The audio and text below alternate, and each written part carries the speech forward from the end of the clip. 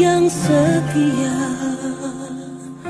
waktumu selalu yang terbaik. Engkau Tuhan sandaranku, dan ku hanya kan berharap padamu. Satu-satunya yang ku andalkan,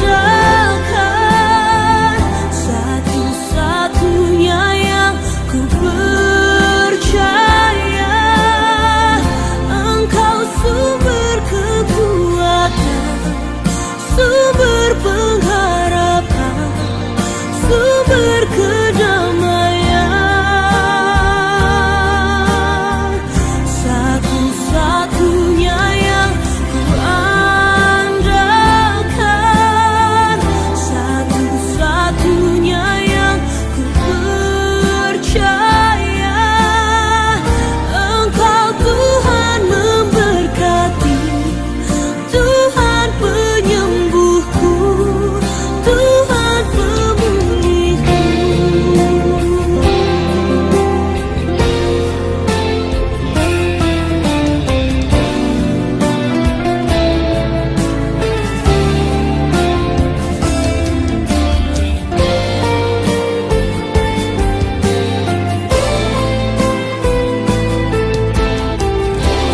Satu-satunya yang ku andalkan, satu-satunya yang ku percaya.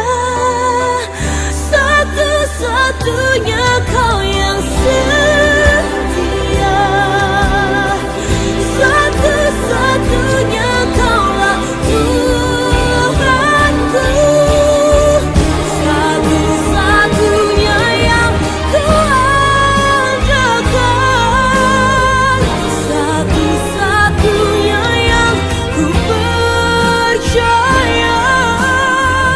Engkau sumber kekuatan, sumber pengharapan, sumber kedamaian. Oh, satu-satunya yang ku andalkan, satu-satunya yang ku percaya.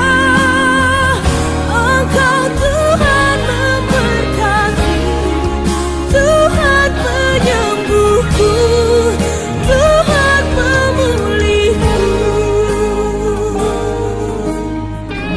Engkau Tuhan memberkati, Tuhan penyembuhku, Tuhan pemulihku.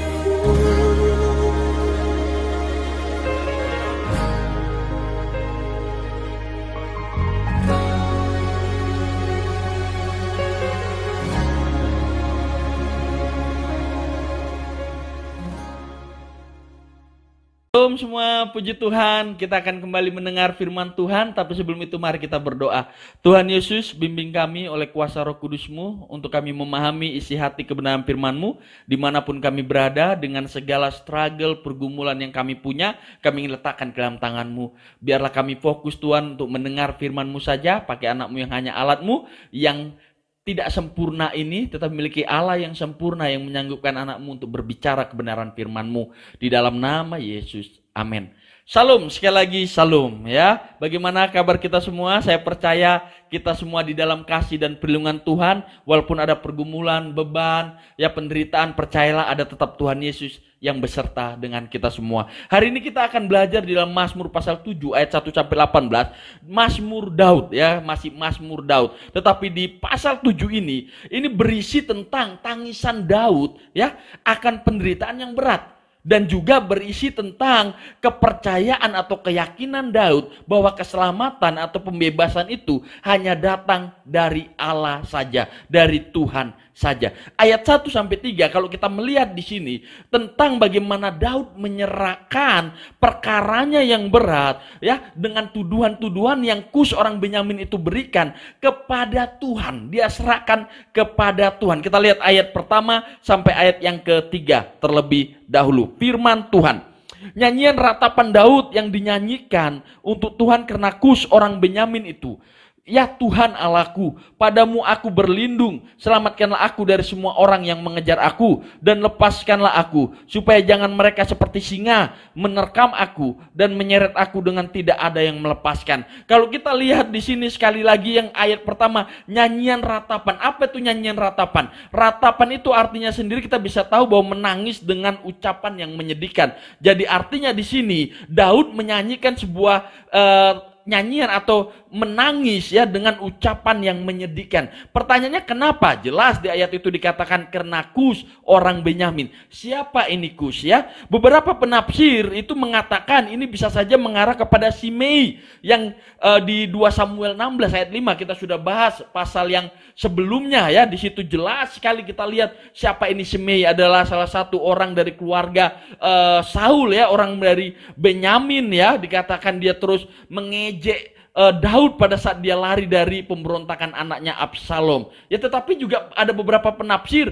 yang mengatakan ini mengarah kepada Saul sendiri ya, yang terus mengejar Daud ya. Tapi bagi saya secara pribadi ya, siapapun ini Kus orang Benyamin, ini adalah orang yang terus memberikan tuduhan-tuduhan palsu, ya, ejekan, tekanan tentang kondisi Daud yang membawa penderitaan yang begitu dalam pada Daud ya. Saya percaya dalam kehidupan kita ya, saudara dan saya ya seperti itu. Mungkin pernah bertemu atau saat ini sedang menghadapi atau nanti bertemu dengan orang yang terus-menerus menyakiti kita. Ya, dengan memberikan tuduhan-tuduhan atau perkataan-perkataan yang membawa penderitaan kita. Ya, dan kita bisa belajar dari Daud mengatasi kalau kita nanti atau kita pernah atau saat ini menghadapi atau nanti menghadapi orang yang sama seperti Kus orang Benyamin ini ya. Kus ya dikatakan seperti itu ya. Mungkin nanti kita akan bertemu ya seperti itu. Ya, kita akan berjumpa sama seperti Kus orang Benyamin ini ya, seperti itu. Menarik sekali. Apa yang Daud lakukan yang kita bisa pelajari? Pertama, Daud menyerahkan pada Tuhan. Ya, dia menyerahkan pada Tuhan, dikatakan di ayat kedua. Ya Tuhan Allahku, padamu aku berlindung, selamatkanlah aku dari semua orang yang mengejar aku dan lepaskanlah aku. Jadi di sini Daud menyerahkannya kepada Tuhan, ya. Dia menjadikan alat tempat perlindungan dari musuh-musuhnya yang ingin menghancurkan hidupnya. Ya, seperti itu. Jadi yang pertama Daud menyerahkannya kepada Tuhan, yang kedua dia menjadikan alat tempat perlindungan dari musuh-musuhnya yang ingin sekali menghancurkan hidupnya ya. Jadi pada saat kita dalam kehidupan saudara dan saya, kita bisa lakukan hal yang sama seperti yang Daud lakukan ya. Yang pertama dia lakukan menyerahkan perkara itu kepada Tuhan. Jadi kalau misalnya kita bertemu dengan pribadi yang terus nyakiti kita dari perkataannya, tuduhan-tuduhan yang dia berikan dalam kehidupan kita, apa yang kita harus lakukan? Serahkan kepada Tuhan. Dan kita jadikan Tuhan itu perlindungan dari orang-orang yang sering menyakiti kita, ya seperti itu, ya. Lalu apa yang kita bisa pelajari di sini? Yang pertama, ya, masa sulit yang kita hadapi itu bisa saja jadi bukti nyata akan perlindungan penjagaan Tuhan atas hidup kita, ya.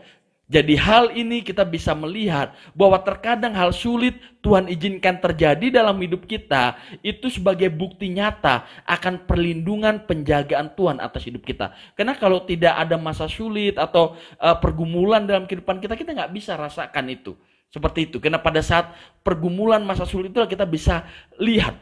Dan itu bisa menjadi bukti nyata bahwa Tuhan tidak pernah meninggalkan, membiarkan kita sendirian. Bahwa Tuhan itu menjadi perlindungan, penjagaan atas hidup kita. Ya. Yang kedua, masa sulit atau penderitaan hebat bisa mengajarkan kita untuk terus percaya kepada Tuhan.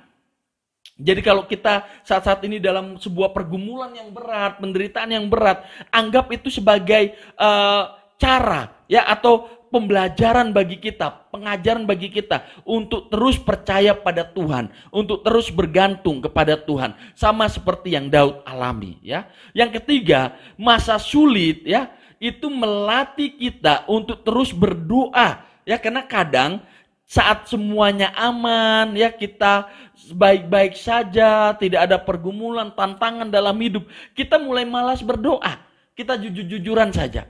Ya, pada saat pergumulan berat, kita datang sama Tuhan. Kita berlutut, kita berdoa sama Tuhan. Tetapi terkadang kalau pergumulan itu sudah lewat dan hidup kita semua sudah aman, sudah nyaman, sudah santai, kita mulai renggang jam doa kita. Kita mulai tidak mau berdoa, seperti padahal banyak hal yang kita bisa doakan. Terkadang sebagai orang percaya yang bertumbuh, kita bukan hanya berdoa untuk diri kita, tapi kita juga berdoa untuk orang di sekitar kita, orang lain. Jadi terkadang pergumulan atau masa sulit bisa melatih kita untuk terus berdoa, ya, untuk kita terus ada di dalam jam-jam doa pribadi kita. Kita berbicara, berkomunikasi, bersekutu dengan Tuhan secara pribadi. Ayat 4 sampai 6.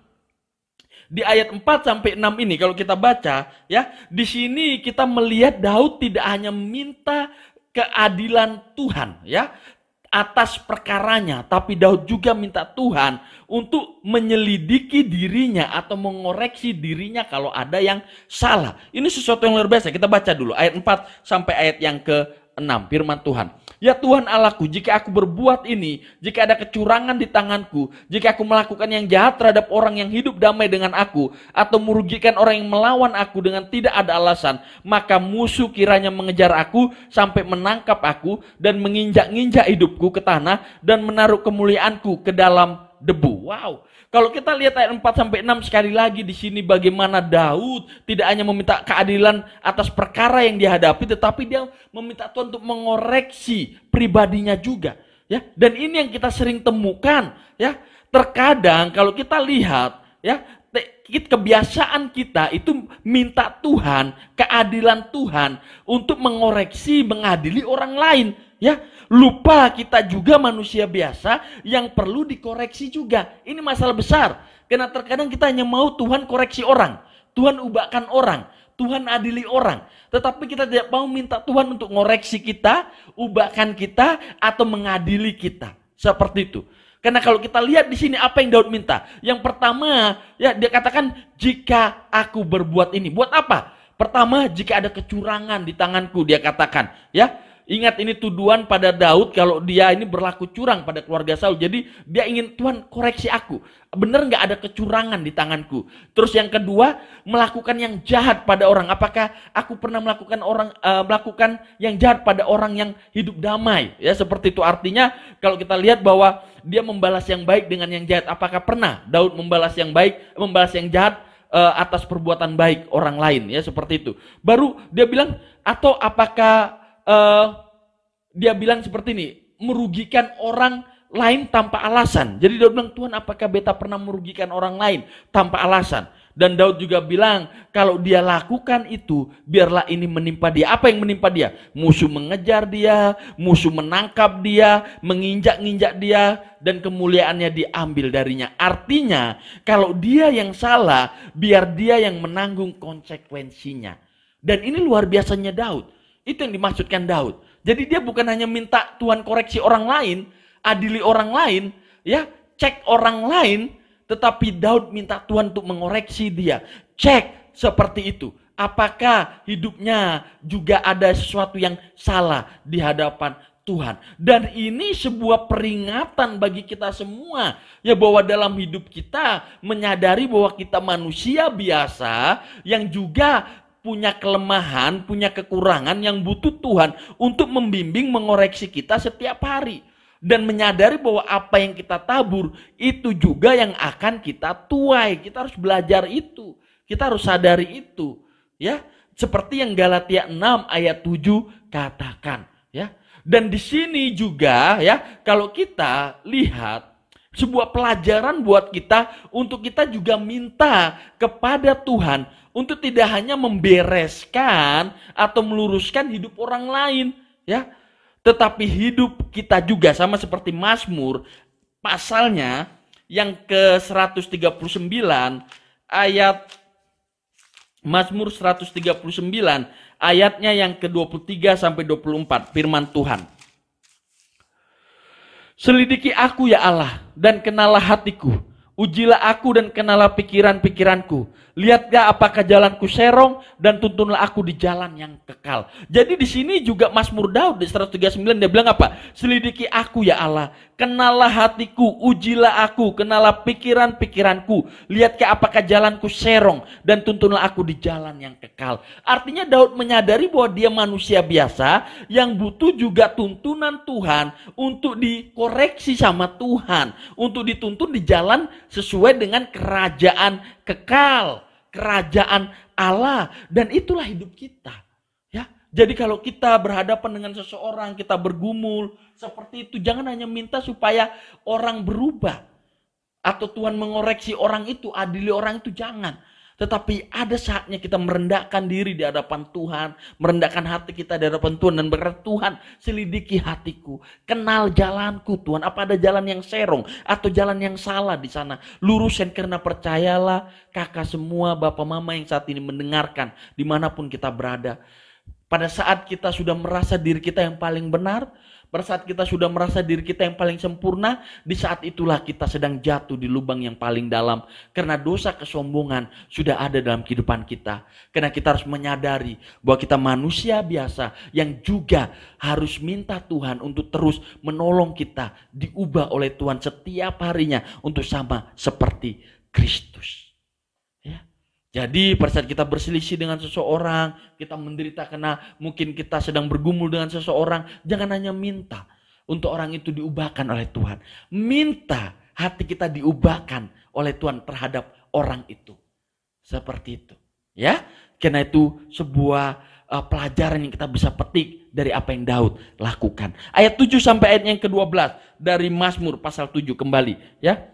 Ayat 7 sampai 12 di sini kita melihat Daud ya memperkenalkan Allah sebagai hakim yang adil. Ayat 7 sampai 12. Bangkitlah Tuhan dalam murkamu, berdirilah menghadapi geram orang-orang yang melawan aku, bangunlah untukku ya engkau yang telah memerintahkan penghakiman, biarlah bangsa-bangsa berkumpul mengelilingi engkau dan bertahtalah di atas mereka di tempat yang tinggi. Tuhan mengadili bangsa-bangsa, hakimilah aku Tuhan, apakah aku benar dan apakah aku tulus ikhlas. Biarlah terakhir kejahatan orang fasik, tetapi teguhkanlah orang yang benar. Engkau yang menguji hati dan batin orang, ya Allah yang adil. Perisai bagiku adalah Allah yang menyelamatkan orang-orang yang tulus hati. Allah adalah hakim yang adil dan Allah yang murka setiap saat. Wow, di sini kita bisa melihat ya, sekali lagi Daud memperkenalkan Allah sebagai hakim yang adil. Ya, kalau kita lihat ayat 7 sampai 10 di sini bagaimana ada undangan buat Tuhan ya sebagai hakim yang adil untuk berdiri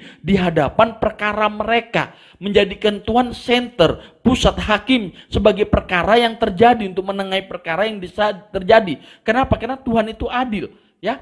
Karena kita manusia ini terlahir dengan sebuah egois. Ya, terkadang kita mau menang sendiri. Jadi bahkan kita salah pun kita anggap kita benar.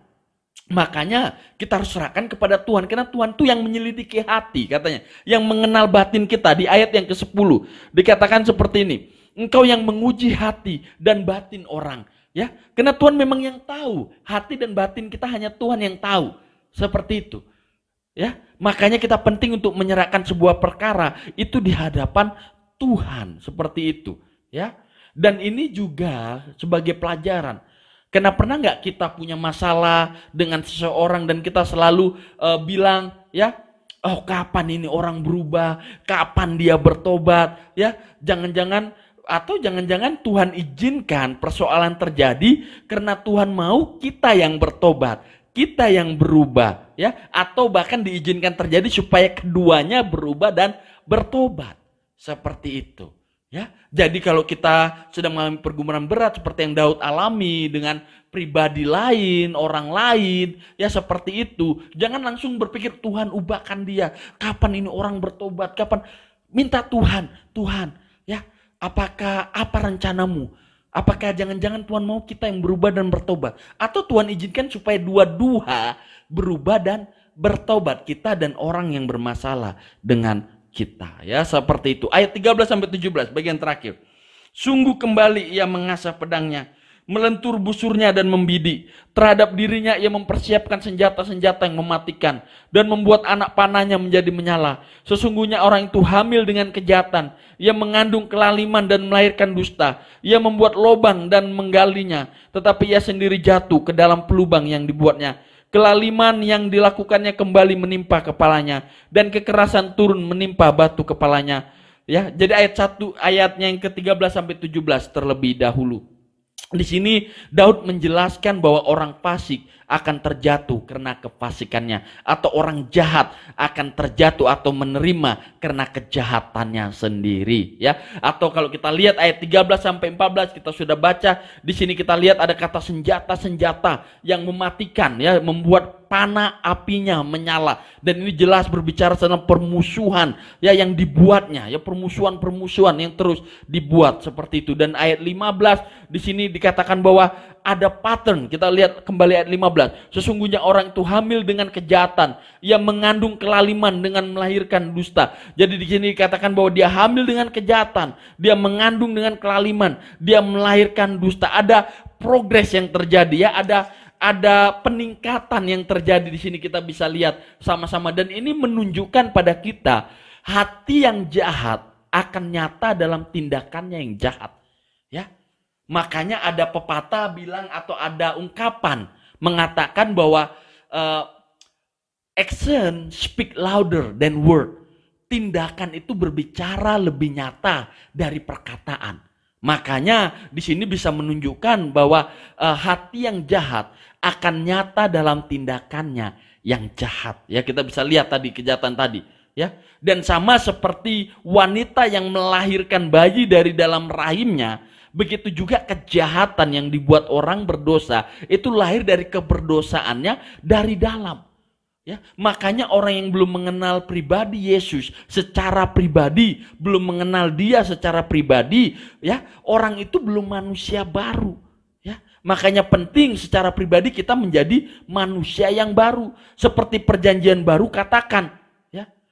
Dan di situ dikatakan bahwa untuk kita menjadi manusia baru kita harus dilahirkan kembali.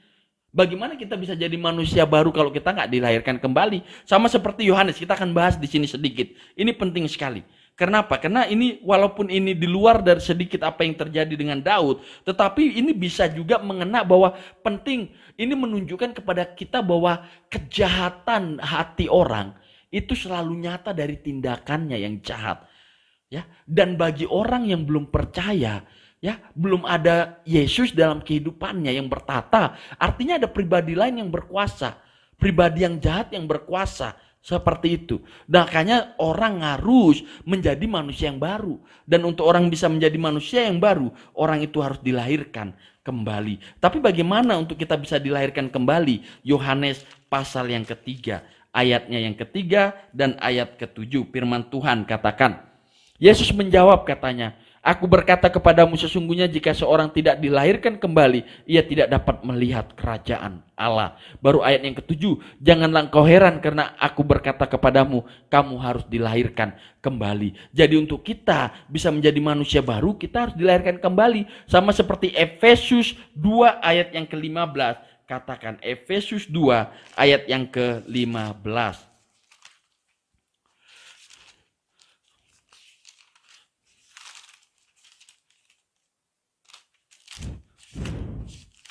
Efesus 2 ayat ke-15 firman Tuhan dikatakan bahwa sebab dengan matinya sebagai manusia ia telah membatalkan hukum Taurat dengan segala perintah dan keturunannya untuk menciptakan keduanya menjadi satu manusia baru di dalam dirinya dan dengan itu mengadakan damai sejahtera. Artinya pada saat kita ada di dalam Kristus kita menjadi manusia baru. Dan itu penting, ya, menyadari bahwa kita harus menjadi manusia baru. Untuk apa? Untuk kita minta Tuhan untuk mengubahkan hati kita yang jahat, ya, seperti itu. Ayat 16, ayatnya yang ke-18. Tapi ayat 16 sampai 17 di sini kita akan lihat cara Allah menghadapi orang yang fasik, ya. Kalau kita baca ayat 16 17 seperti yang kita baca tadi, di sini kita melihat ya hal yang umum. yang kita tahu bagaimana cara Allah berurusan dengan orang jahat. Bahwa mereka itu biasanya tertimpa malapetaka atas apa yang mereka rancangkan sendiri. Itu biasanya cara Tuhan untuk membalas atau menghukum orang jahat. Ya, contoh itu kasus di Alkitab itu Haman, ya, yang mau menggantung Mordekai. Ya, di dalam Esther pasal 7 ayat 9 akhirnya apa? Haman sendiri yang harus digantung, ya, seperti itu. Baru ada siapa lagi? Ada Daniel, ya, Daniel 6 ayat 5 dan ayat 25. Ada orang pejabat-pejabat ya buat gua singa untuk coba jebak Daniel biar dia masuk ke sana dan mati. Akhirnya malah mereka yang akhirnya masuk dan mati juga dimakan singa. Seperti itu, malah Daniel tidak dimakan, ya, seperti itu. Dan bagian terakhir kita lihat ayat ke-18. Tapi ayat dari ayat 16-17 ini kita bisa belajar hati-hati. Jangan rancangkan hal yang jahat terhadap orang lain. Kenapa? Jangan sampai itu rancangan yang jahat menimpa kita kembali. Ya, dan memang Tuhan tidak suka untuk kita punya rencana jahat terhadap orang lain, apalagi kita orang percaya. Ya, kita minta Tuhan untuk membersihkan hati kita untuk tidak membalas yang jahat dengan yang jahat. Ya, ayat 18. Ya, dari Mazmur pasal 7 ayat terakhir, aku hendak bersyukur kepada Tuhan karena keadilannya dan bermazmur bagi nama Tuhan yang maha tinggi. Daud di sini menutup dengan pujian akan kebenaran Allah, bukan kebenaran dirinya sendiri. Ya, dan itu yang harus kita miliki pada saat kita datang pada Tuhan.